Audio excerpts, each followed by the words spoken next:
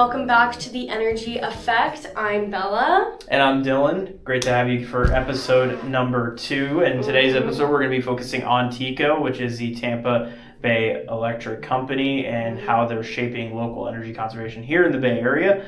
And Bella, we had a really awesome guest. We did. Yeah, we recently had the opportunity to speak with TECO's public relations spokesperson, Byron Burrows.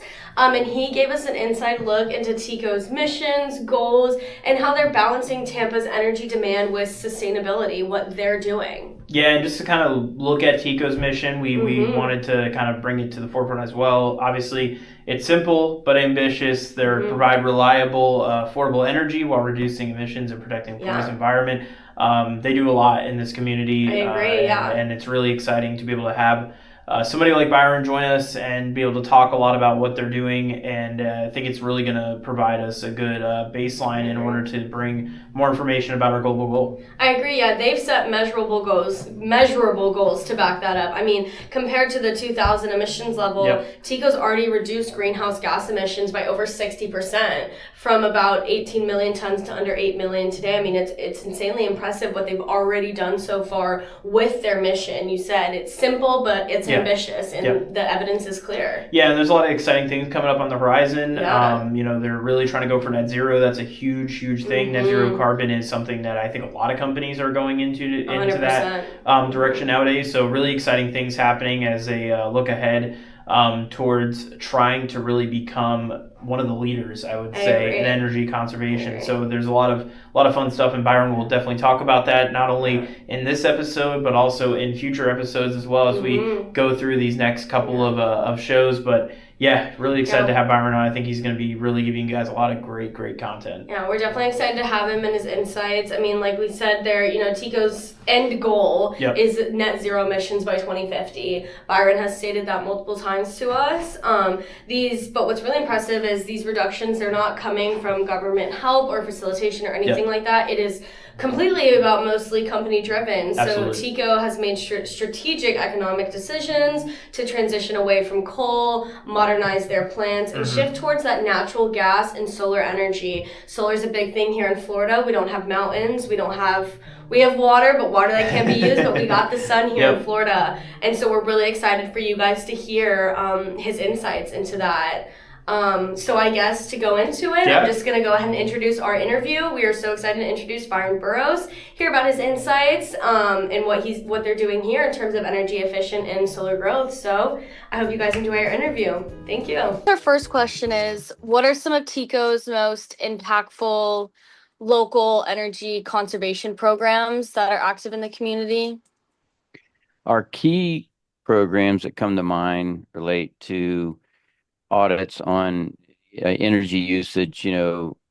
We have energy auditors that go up and inspect go up in the attic, make sure we don't have duct leaks and other aspects of electricity use to make sure we're not wasting electricity. That's the primary one.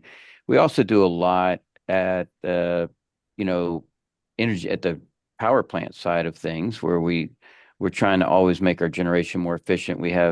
We've done upgrades on our combustion turbines that generate electricity to make sure they can get more electricity, from less fuel.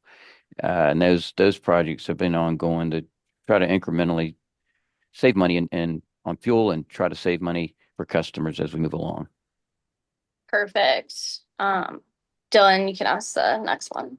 Yeah, so I guess kind of keeping on this trend of kind of, being, in the community per se, can you share just some of the partnerships that you guys have with, whether it be schools, nonprofits, businesses that, kind of have helped expand TECO's conservation efforts locally? Yeah, we just recently, last week, won an award for our Living Shoreline project, which is a very unique public-private partnership that was part Tampa Electric funding, along with the Tampa Bay Estuary Program, a grant from them for the Living Shoreline. And also the partnership was with the Ecosphere Restoration Institute. They are with a technical lead designing the Living Shoreline. And in a similar vein, we had a state grant for state of Florida grant that allowed for like 2 acres of seagrass to be planted on our property adjacent to Big Bend Power Station. And we paid for a third acre. The first 2 acres looked really good. Manatees were eating the grass and it was staying intact. So that's kind of the ideal scenario. It's a food, but they weren't pulling out the newly planted grass. So based on that success, we did the third acre. That's gotten a lot of attention from, given it was a state funded exercise, and where, everybody recognizes how valuable the, Tampa Bay is to the economy and to conservation objectives, that we've had really good success of increasing seagrass in Tampa Bay and throughout Florida, but we had a little bit of a decline recently. So they're really trying to jumpstart in areas that have had a little more trouble getting started. So we're really proud of those. Are some examples of that. The award was for design award for the living shoreline, which was we hope can be leveraged in other projects around Florida and Tampa Bay and Florida. Awesome. And then obviously TECO engages with residents to take part in, energy efficiency. What have you found is most effective in community outreach? Yeah, with regard to efficiency measures, we've offered rebates in the past for upgrading older equipment to more efficient equipment. Those are always very effective.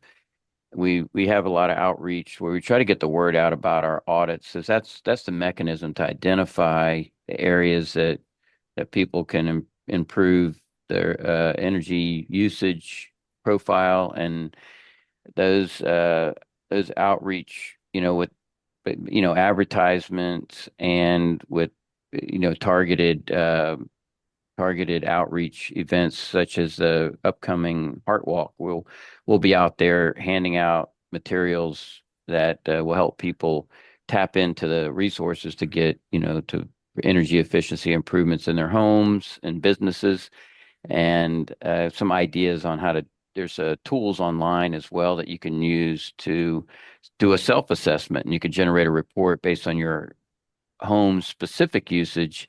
And based on trends that we know about water heaters and air conditioners, that those high utilization appliances, you can give an idea on where to focus your attention as well with a self-implemented audit.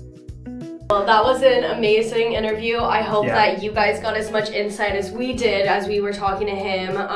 TECO's local impact, it goes far beyond electricity. Mm-hmm. It's about protecting the bay, improving the air and water quality all around, and teaching sustainability to the next generation. As you can tell, they're very involved with their community and education, as well as what their personal projects are on their company side. Absolutely, yeah. Mm-hmm. We're really excited for the next episode. Episode 3 will be coming out next Monday. We'll dive into how TECO is executing their initiatives, what's working for them, what's next, and then also some of the tangible results. Obviously, a lot of really, really fascinating statistics that Byron brought to the table, so we're looking forward to really getting to share that with you. So, follow us on Instagram at energyeffect_, on Instagram. Keep watching for some of the content we'll be posting out throughout the week as we approach the episode number 3. And 100%. Yeah. What do we like to say on the podcast? Well, guys, as we close, what we like to say, stay green, my friends. Perfect.